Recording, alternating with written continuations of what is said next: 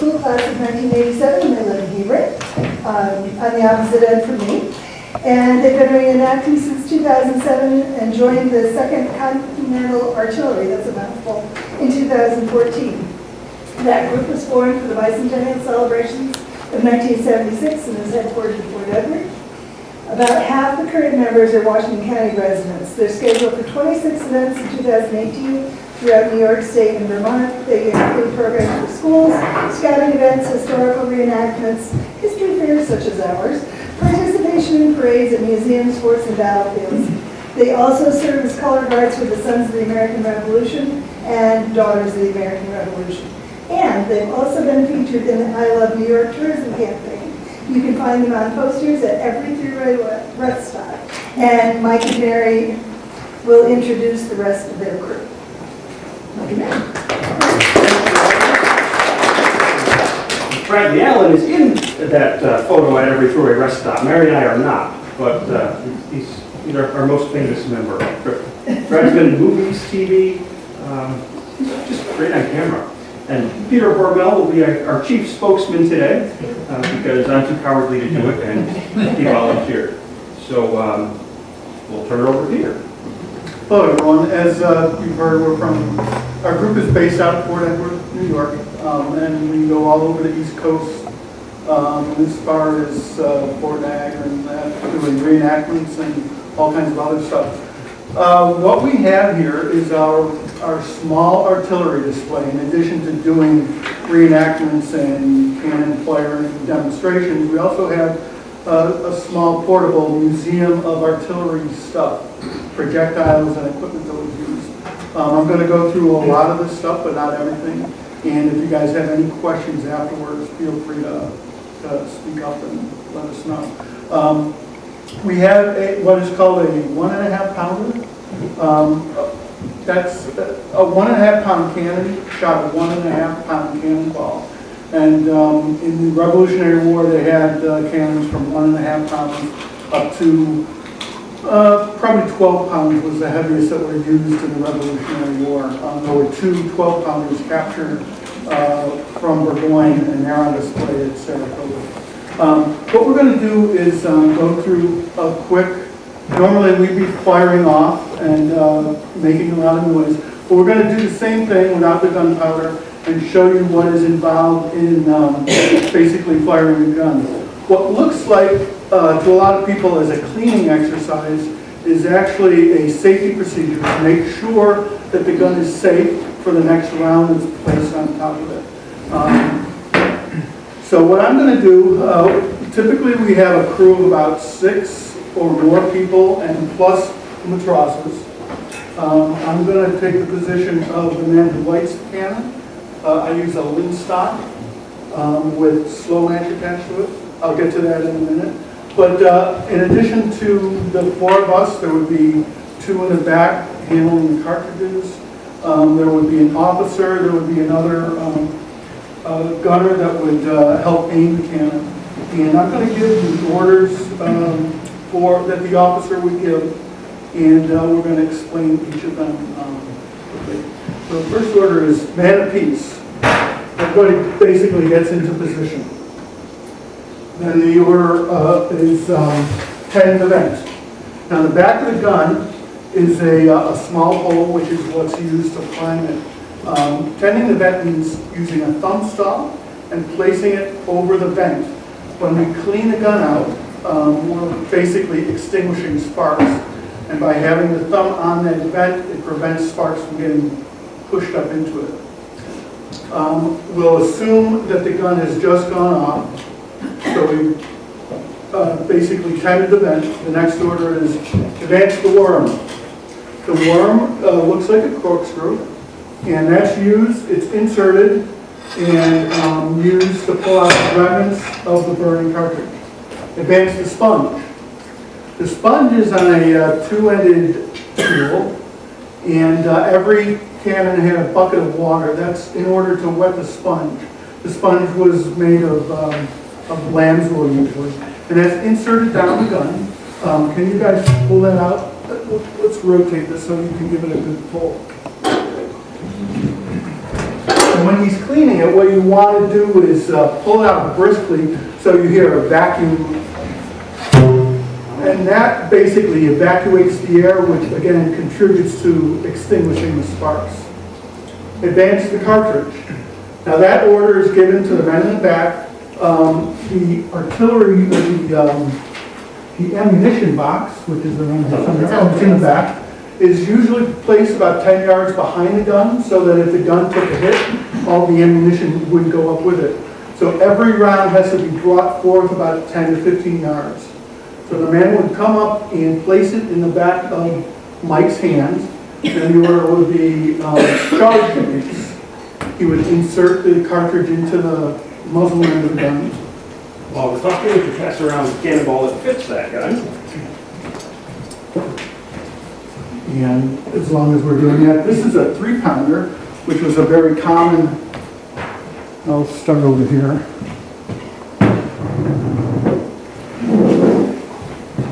So anyways, the cartridge would be inserted, and this is what the cartridge would look like. I'll describe this in a second. We'll finish the orders. Advance the rammer. Ram down cartridge.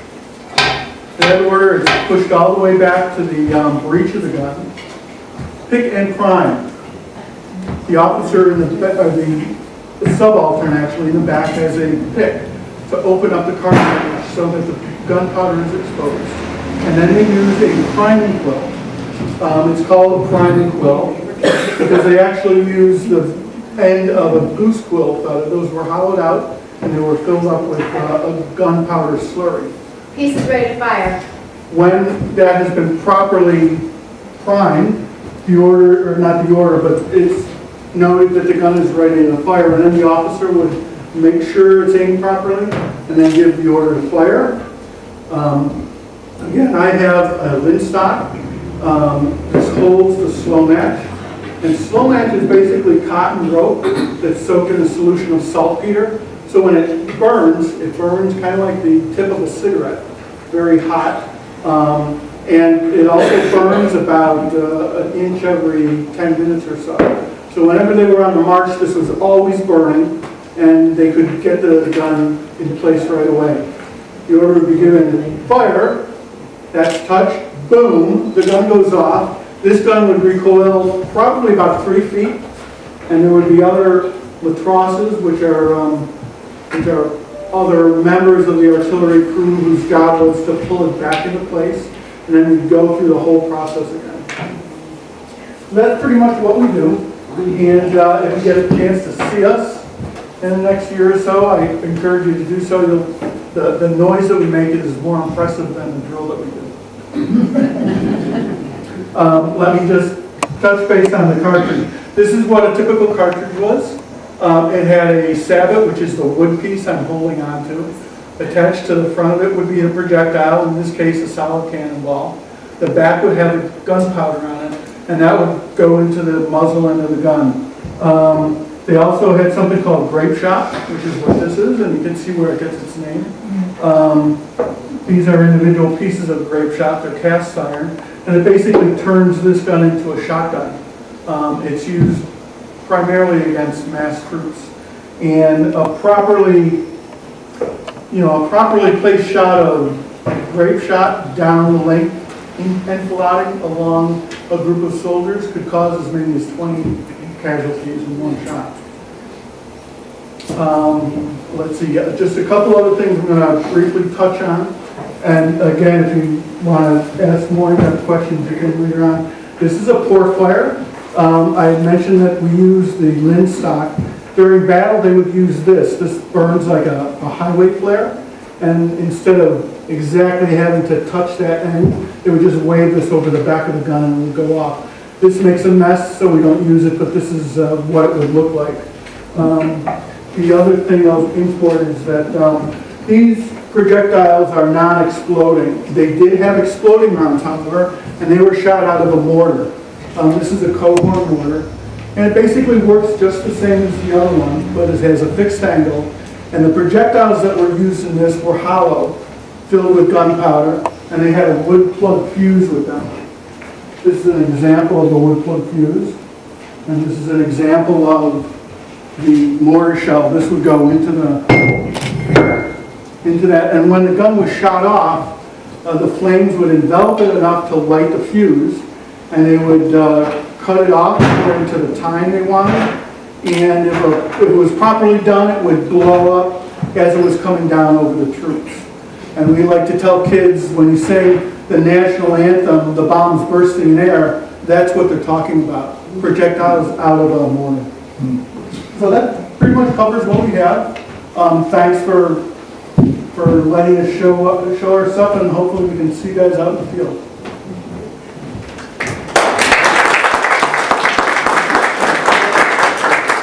Yeah, I was just curious, how much do the individual pieces of breech shot weigh? Most, I could probably figure out, here you can check that one out. That's that one out. Just for comparison, they're all. There are 9 of them. There are 9 of them per round typically, so it's 1/9 of whatever the weight of the normal. That is for a larger gun. Similarly, with the blue canister shot, which is just what it sounds like, muscle pads. Yeah, they use canister a lot. That was used on larger guns than what we have. That one is made for a 6-pounder. That would have more impact because they're heavier. The heavier the projectile, the more mass, the farther its range goes. The canister that Mike was talking about was really effective against troops because it had a lot of projectiles. Sometimes they use scrap metal, cut up horseshoes and nails and stuff, and that would do the same thing. Mike also has a piece of what's called spike shot. That was a spike that was covered with pine tar pitch. And what they would do is take a couple of rounds of grass to insulate the gunpowder from that projectile, and that was lit before it was set off. And a proper charge or a proper shot of that would stick into a fortification and hopefully set it on fire. I think that's everything. Any other questions? When did they first start using this particular model? This particular model, what are called smoothbore guns, were basically most heavily started use in the late 1700s. And they were smoothbore, which means they weren't rifled or they didn't have a groove cut in them. Artillery today has grooves in it. That was introduced in the Civil War, which caused, it made for much more accurate shooting and a lot, more deadly projectiles. I might add too that this gun had an effective range maximum of about, I would say 800 yards. Used most effectively about 600 yards to point blank. We have a larger gun, which is, this is a picture of it, and I'll pass this around too, you can get a closer look at it. This had about 1.25 miles range. This is a 6-pounder, and this is an actual night fire that we did. And I explained the whole process of priming the gun and talked about the priming quill. If you look closely on this, you can see the priming quill above the gun, above the back end of the gun. And again, I'll just...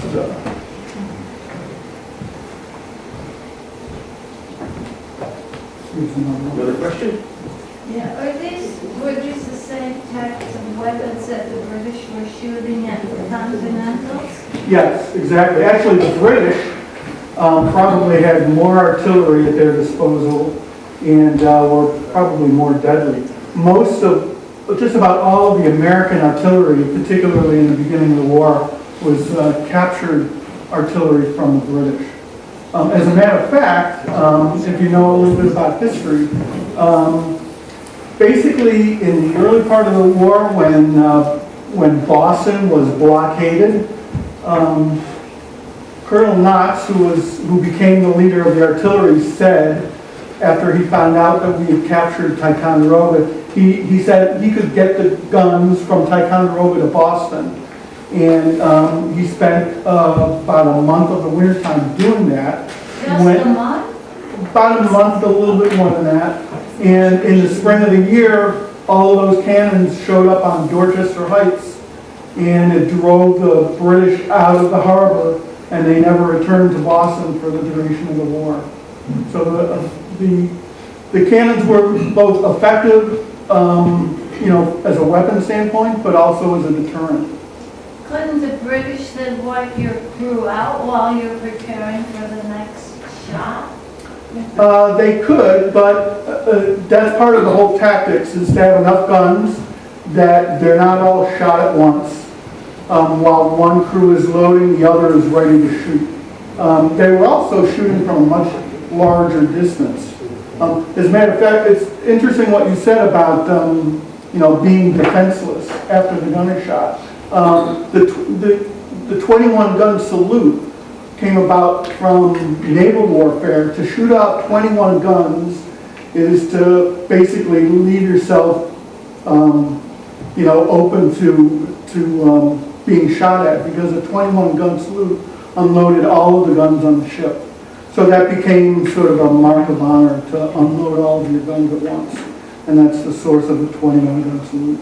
Everybody on the crew is trained for every job. So if somebody goes down, somebody steps right in and takes their place, or you're doing more than one job at a time.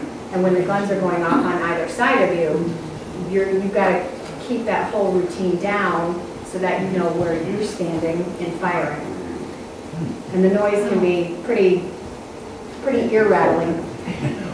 Yeah, most artillerists were deaf within about 2 weeks of service.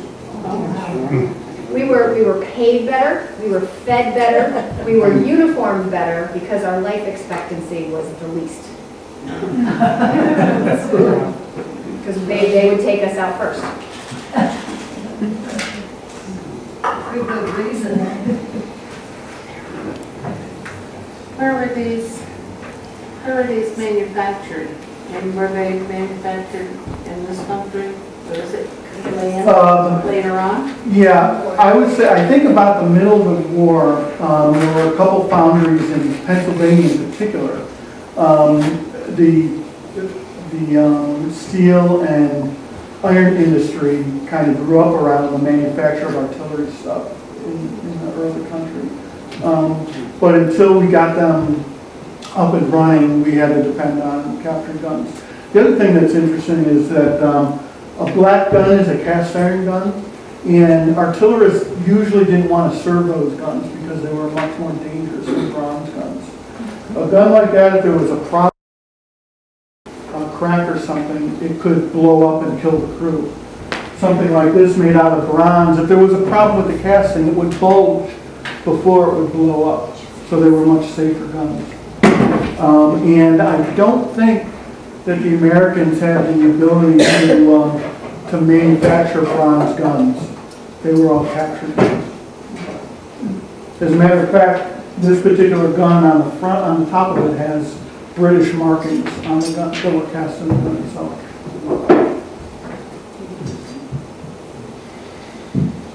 Thanks, everybody. Thank you.